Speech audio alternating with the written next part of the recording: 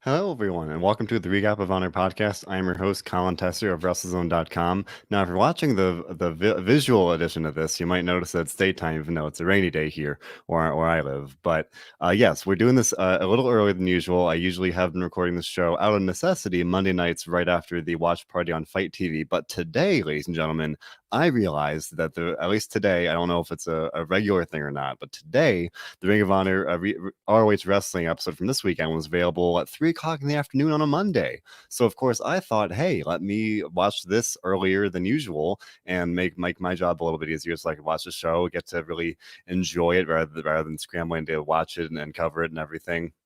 So I know that worked out a lot better for me. I hope that you all enjoy this new time as well. Assuming that this is actually the new time, I do hope that this will be a regular thing. That remains to be seen. I don't know if this was a glitch where the episode happened to upload too early or not, but we're going to ride it out and hope for the best. And at the very least, this week, I get to enjoy doing the show earlier than usual. A good, basically, almost 3 hours earlier than usual. So I know that I appreciate that. I hope you do again. And I got a comment here. My name is Colin Tesser, everybody, of WrestleZone.com, the senior editor here.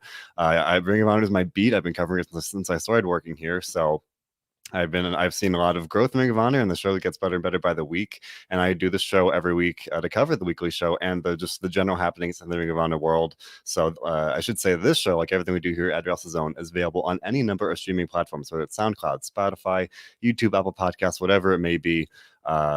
We got you covered. So leave a like, subscribe. We appreciate you. So, ladies and gentlemen, this week's episode of Ring of Honor Wrestling was star-studded, to say the least. We got 3 big matches, and all 3 of them featured some of my very favorites in Ring of Honor. We got to see Bandido. We got to see Matt Taven and Mike Bennett, the OGK. We got to see Tracy Williams and Tony Deppen.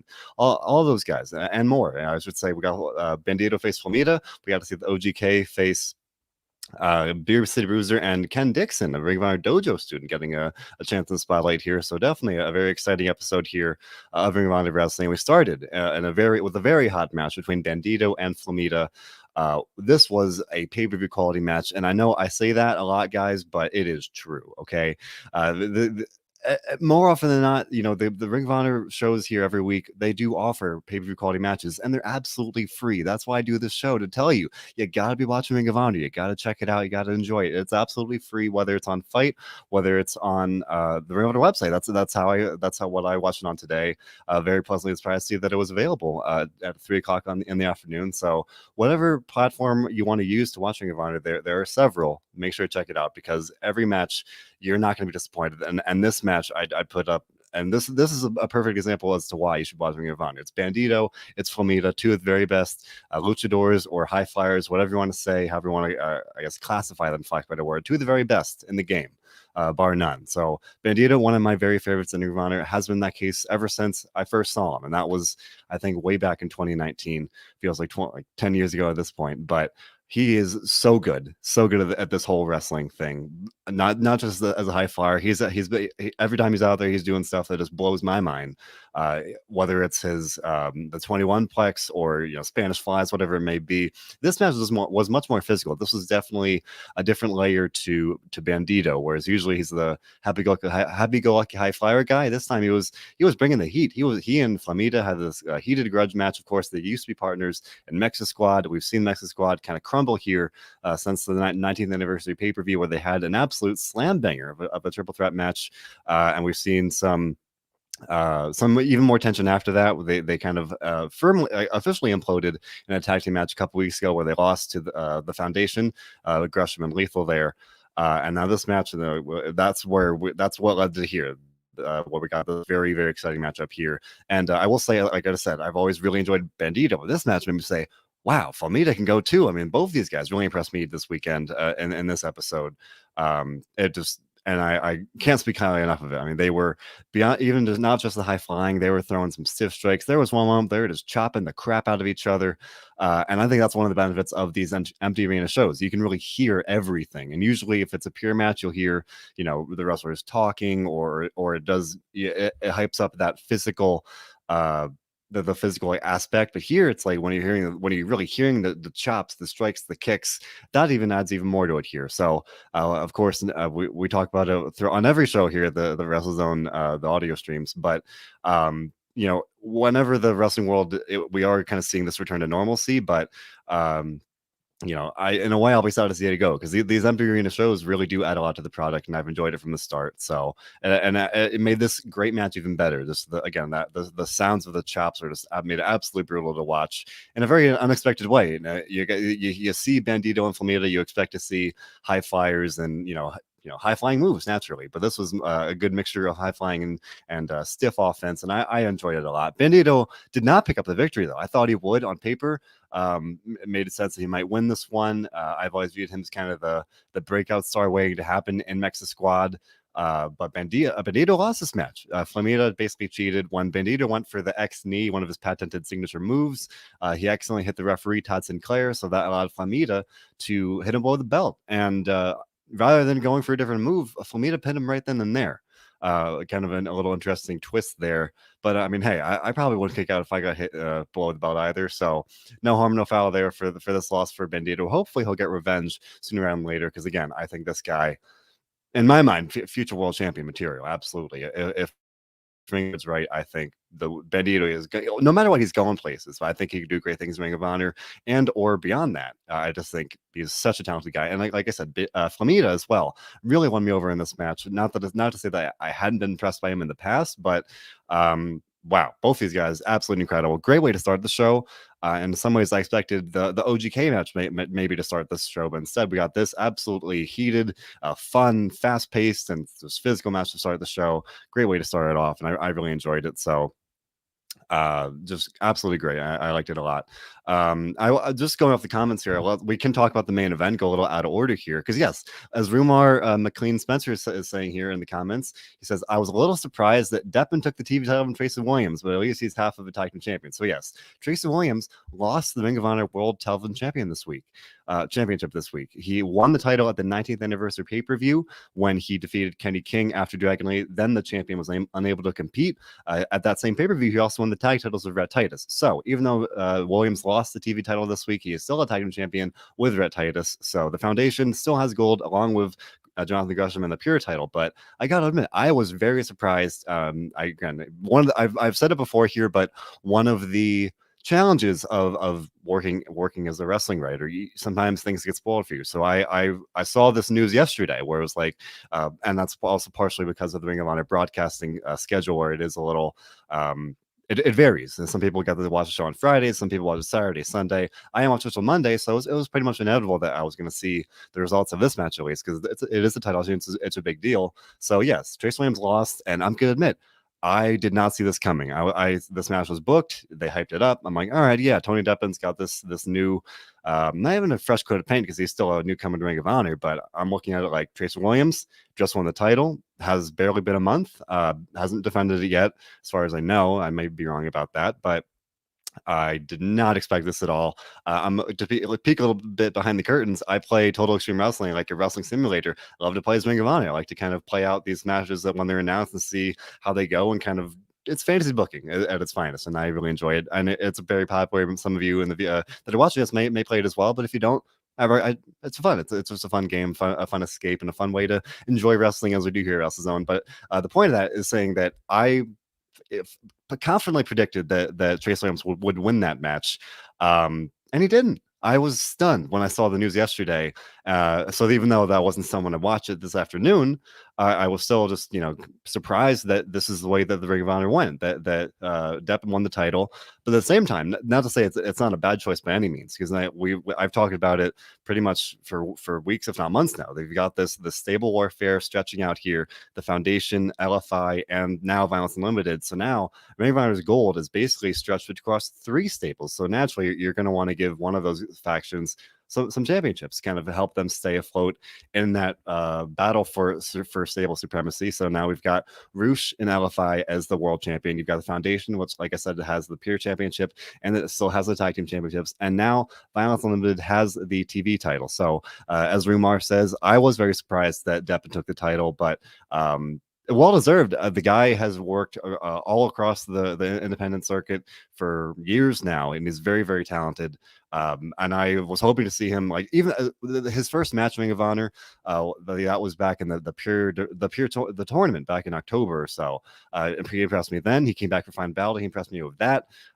So, and then he aligned with Violence Limited here. So I was very excited about that. So it's a well-deserved win. I'm hopeful that he'll have a good run with it. They'll defend it. I think he's a very talented wrestler. This was a very enjoyable match as well. I shouldn't shortchange that.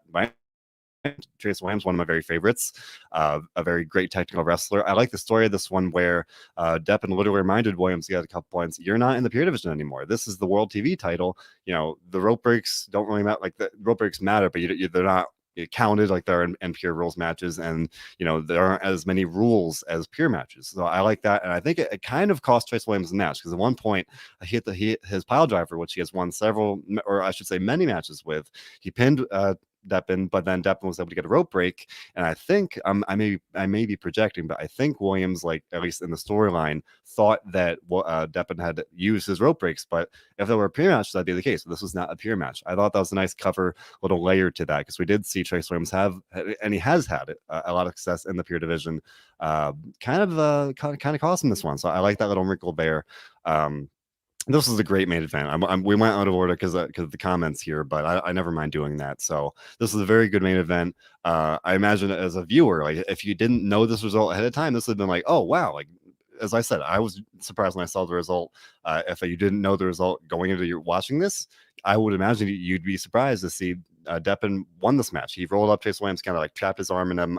I think it was like Ian Riccaboni said it was like a splay or something like that. Not a roll up or a schoolboy, just kind of a modified pin maneuver there. This was a very good match, so I enjoy it a lot. And now, you know, like I said, now all three stables in this stable warfare are, I don't want to say evenly matched, but now they all have titles, so that adds even more kind of weight to this battle of the factions, and I'm enjoying that as we go along here. And now it's got even more stakes, because the Violence Limited, you know, they won this week. They won this, you know, stable versus stable match, and they took Trace Williams' title. So I'm very excited to see how we continue to progress here with this stable warfare. I know I'm enjoying it a lot. It's been just a very dynamic situation that I've enjoyed to see how it's playing out, and I'm excited to see what happens next with it. So beyond that, the middle match here was the OGK, Matt Taven and Mike Bennett, two homegrown Ring of Honor guys that we've seen. They've been teaming together since Bennett returned in the fall, and now that Vincent is supposedly gone, or on this journey. I didn't mention that last week, but Bateman and the Righteous talked about Vincent being away, and they said they're still gonna, you know, carry on his message. So as far as the OGK is concerned, Vincent is gone for now, so they can focus on the tag titles. So they face Beerus Bruiser and Ken Dixon, an ROH Ring of Honor Dojo guy that aligned with Bruiser last week on Ring of Honor Week by Week in an exclusive online match. So we've seen Dixon on TV before. I think that was the Christmas episode or so, where we saw a bunch of the Dojo guys go in there, and I know I was impressed about it back then. I talked about it. Dixon got a good look. I don't know much about him. He seems like a talented guy, but now getting this pair, at least supposed pairing with Beerus Bruiser, seemed like it could be good for him, but it was ultimately a short-lived alliance, because the OGK won. Bruiser kept scolding Ken Dixon for making rookie mistakes, for getting too cocky with Matt Taven, a former world champion, for making just a couple, you know, errors that really, you know, kind of cost him the match. And then it officially did cost him the match. You know, that he could have won at one point by pinning Taven, but he let him go, and that let Taven and Bennett ultimately pin Dixon. I believe, let me check my notes here, but they pinned, they got the pin. Let's say that. I'm not quite positive who got the pin there. Let me see. Oh yes, they did. Of course, they pinned Dixon, as you might predict. That you wouldn't think they'd pin Beerus Bruiser here, and that's fine. You know, if you're a rookie, you're going to take pins like that, of course. And the Beerus Bruiser is he's one tough dude. You're not going to want to take pins more often than he has to. But big win for the OGK here. Kind of you know, something that you may not necessarily think, because they have been so involved in this feud with Vincent and the Righteous. They've been at the top of the tag rankings for quite a while, and they have not gotten a tag title shot yet. So the announcers made it pretty clear that, like, now that they're kind of focusing on the tag titles, you know, assuming they won this match, they'd be in pretty darn good standing for a tag title shot in the near future. They won, so you have to think that literally Ian Riccaboni said it. Their next match will probably be against the tag champions, which, as I said a couple minutes ago, would be at this point Tracy Williams and Rhett Titus of the Foundation. So then you can, even though the OGK isn't necessarily as stable at this point, you still kind of put them in that like stable warfare with that stable warfare kind of thing. It's a pretty fun dynamic there as well to see how they might fit into that. But a big one for them. I'm enjoying seeing them reunite here in Ring of Honor, and I can't even say reunite because they've been back together for months now. But kind of enjoying this journey of their like a reunion tour of a band, I guess, in some ways. But the big story was after the match because Matt Taven smashed a beer bottle over Beerus Bruiser's head. That's what started this whole thing. When Beerus Bruiser turned heel in the first place, he smashed a beer bottle over Taven's head. So a little bit of turnabout is fair play, a little bit of revenge there. And that would have been one that would have been enough. But Brian Malonis or Brawler Malonis, however you want to refer to him, Beerus Bruiser's tag team partner in the Bouncers, he was on commentary for this match, kind of saying like, "Oh, we're still together, we're still the Bouncers." So this is just, this is a sham. He's teaming with this dojo guy, but it's not an actual team, which is, true in hindsight. Because after Taven attacked Beerus Bruiser, smashed a beer bottle over his head and walked away, Malonis was like, "Hey man, like what's this about?" Because Malonis has been defending Taven and Bennett to Beerus Bruiser, trying to explain this difference in rationale and reasoning. And rather than kind of coming to a common understanding, Malonis, confronted them, let them go, but then he came to the ring and told Bruiser, "Hey man, you've been right all along." He attacked Ken Dixon, so the Bouncers are still together. They're not breaking up. Bill Pritchard of WrestleZone recently interviewed the Bouncers, and they talked about their supposed split, and they made it pretty clear that they were not splitting up. But you kind of figured maybe they are, maybe they're on the road towards Splitsville, and they're not. They are back together. They are reunited. They embraced. So the Bouncers are here to stay with new, bitter, or more violent and maybe even desperate of a mindset there. And I think that's a very interesting shift there. Rather than being these happy-go-lucky fun guys, now they're guys that want to win at any cost. And then it's been this natural progression.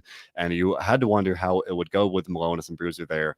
I assumed I kind of struck out this week. I thought Bandido was going to win. I thought Tracy Williams was going to win, and I thought that, at least not necessarily as a reflection of this week, but just in general, I thought the Bouncers were going to break up, and they didn't. So the Bouncers are sticking together. I think that's good for the tag division. They're one of the more established tag teams, so I think that's a very good thing.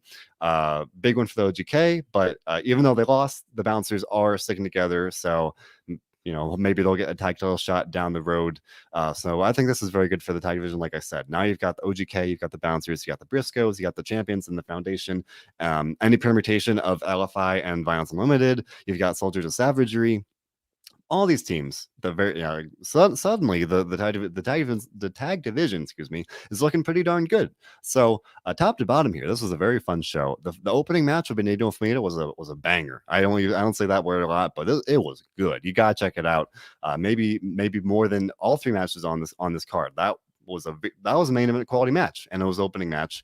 Then we saw the OGK, and that was a very story-driven match like that a lot. And then we got this very technical main event, even though it wasn't a pure rules match. It was a title match, and it had a fairly surprising title change. So yet again, we're on a very solid stretch here, where like every single week I'm sitting here saying, great show from Ring of Honor. I enjoy it a lot. It was a good show. You gotta check it out. I think that I've probably said that every week since we started this show. And I say it truthfully. It's a good show. It's a great show, pretty consistently. Again, I've talked about it pretty consistently here. I cover Raw, I cover SmackDown, I cover NXT. I watch AEW and do news coverage for that every week. Ring of Honor, like I hold it up to those shows just as much, even though WWE is this global company, this monopoly, if you will. Even though AEW's got all this buzz and it's very exciting, Ring of Honor, they say they've got the best wrestling on the planet, and it's really darn good. And like I think that is a very I have a hard time arguing against the idea that it's the best wrestling on the planet when you've got guys like Bandido, Tracy Williams, Mike Bennett, Matt Taven, all these guys, very, very talented, great roster, criminally underrated, all of them. like people have got to watch Ring of Honor. That is one of my objectives in doing this show, to like raise awareness for Ring of Honor and how much I enjoy it, and how I hope you do as well. Now, before we get out of here, I do want to talk about some more of the more general happenings here. So, former Ring of Honor announcer Lenny Leonard appeared on the ROH Strong podcast this week. He is returning to Ring of Honor imminently, and he talked about that on the podcast, and I will have coverage of this tomorrow, either later today or tomorrow on WrestleZone, just for highlights. But Lenny Leonard will he discussed in the podcast that he'll be returning to call or to do commentary for the women's tournament this summer. Now, we've seen some developments on that. We will learn the first official entrant in that tournament this Wednesday on Women's Vision Wednesday. But that, I will admit, Lenny Leonard was before my time. I'm looking at my notes now. He was a Ring of Honor from 2005 to 2009. He's worked with Evolve, Shimmer, Shine, Dragon Gate USA, all these promotions. Very, very well versed in commentary and just the wrestling business. Now he's come back to Ring of Honor. And like I said, I started watching watching Ring of Honor not until 2019. I watched it a little bit when I first started watching wrestling, right around 2009, 2010, but I was much younger then. I don't remember it very well. So my mindset, my memory of Ring of Honor, or my definition of Ring of Honor in many ways, is defined by the modern company, right? I don't remember Lenny Leonard. That was before my time. I literally don't have familiarity with his work, beyond knowing where he's been and knowing what he's done in that and on paper. But I think it's always fun when one Ring of Honor kind of goes back to the past, pays tribute to the past, and obviously, as the notes here say, he was worked with Shine and Shimmer, two very renowned women's promotions. So I think that's very good for Ring of Honor to kind of bring that in and bring that familiarity there. And he was there for 4 years. He's a very old school Ring of Honor guy. So I think that's a great gut for them to be able to bring him back for this tournament. And if not more than that, I don't know if there's any more to it than that. Like I said, I'll have coverage of that today or tomorrow, depending how things go here. But speaking of Women's Division Wednesday, we got the first Women's Division Wednesday this past week, and we got to see the first 4 women that may or may not be in the women's tournament. We got to see Hyann, if I'm pronouncing that right, Lainey, Luck, Roxy, and Maxie and Taylor. It was a tag team match. Well, these 4 women making their Ring of Honor debuts. They fought to a time limit draw. They all look great. They all, proved that they are Ring of Honor worthy. They're the Ring of Honor ready. So while none of them won the match and necessarily like booked their ticket to the tournament, they all proved that they could very well hold their own in the tournament. So if they got a spot in the bracket, I think I'd be very much excited to see what they could do. And I'm looking forward to seeing this week on Women's Division Wednesday. We'll find out who the first official entrant into the tournament is. Maria Kanellis-Bennett, the first lady of Ring of Honor, will reveal that information on Wednesday at 7 p.m. Eastern. So make sure to check that out. And if you don't watch it live, we'll have coverage of the news here at WrestleZone as well.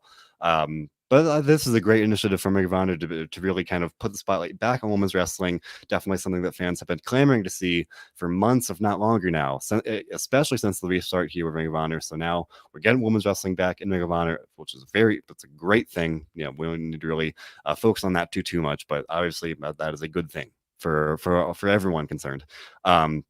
I'm looking forward to that. Something else I'm looking forward to, Brian Johnson, the Mecca, issued an open challenge for the weekend of May 8th. That's next weekend. The next episode of Ring of Honor Wrestling. Not sure who he'll be facing, but obviously a very confident Mecca issued this open challenge. And my money would be on Mark Briscoe. We saw them have a bit of a confrontation after Johnson defeated Danhausen a couple weeks ago, so that could be a potential match there for Brian Johnson. And I'll admit I'm biased. Brian Johnson was one of my favorites. I think he is one of the most underrated guys in all of wrestling. If not, especially the Ring of Honor roster.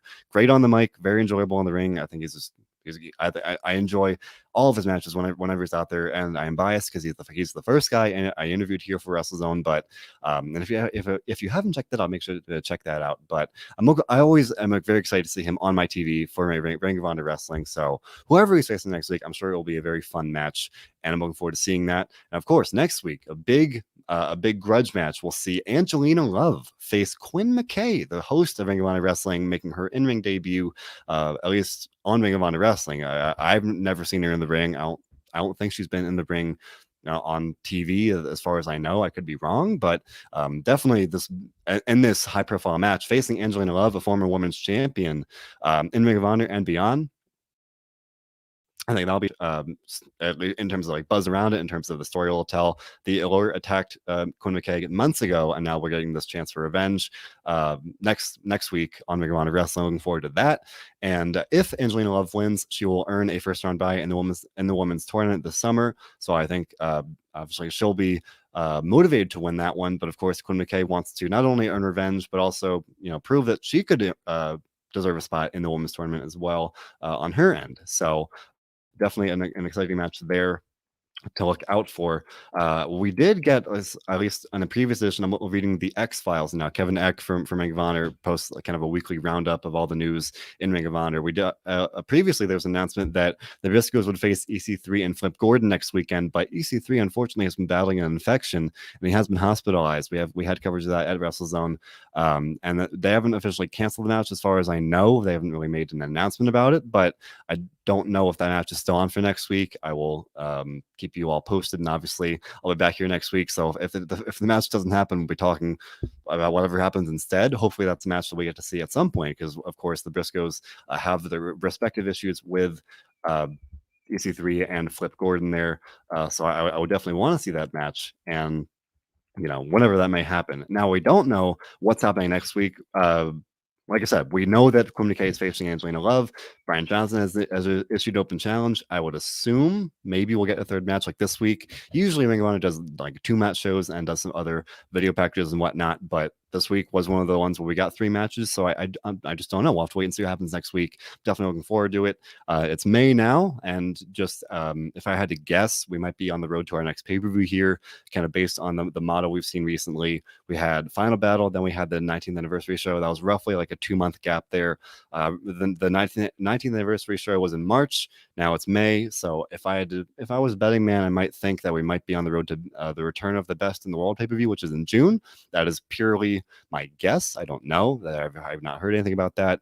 I was just saying that I'd be curious to see if we get kind of build to that, whether I've been talking about the stable warfare, the title division between the 3 stables there in Ring of Honor. Obviously the second, as soon as they announce something, I will make sure to pass it along both in this show and in WrestleZone for news coverage. But I'm hopeful that will be the case. But if not, obviously when you've got this great weekly show that's delivering pay-per-view quality matches, you don't need to rely on pay-per-views as much. So that's a winning recipe. Now, as I said here, my goal here is to just say Ring of Honor is great. I enjoy it a lot. It's a great weekly show. Can't recommend it enough. It's absolutely free. It's on Fight TV tonight, which is the Ring of Honor Watch with the Ring of Honor Party on Twitter. But also it was on the Ring of Honor website. It's on Best in the World. It's on Stir. It's on all these different platforms. So you don't have to go very far to watch Ring of Honor, and there's no reason not to. It's literally like a 50-minute show. It's super easy to watch. It's fun to watch.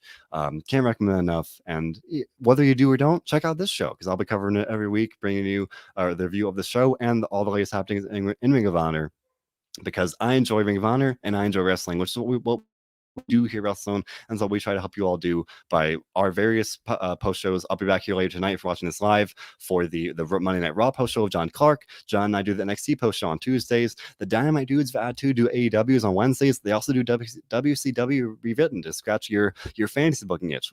Robert D. Felice and I do the SmackDown Double Down on Fridays. We've constantly got great interviews coming to you guys. Bill Pritchard interviewed Nick Aldis, the NWA World Heavyweight Champion. He interviewed Sin Cara. We've got an interview with Thunder Rosa. All these great things. Make sure to leave a like, subscribe. All these things are available on any number of streaming platforms, whether it's SoundCloud, Spotify, YouTube, Apple Podcasts, whatever it may be. Make sure to leave a like, subscribe. We appreciate your support. I appreciate you and thank you for watching / listening to this. Make sure to tune in again next week for what's sure to be a very exciting show. And remember, here at WrestleZone, above all else, we do one thing above everything, and that is to enjoy wrestling. Thank you for listening, everybody.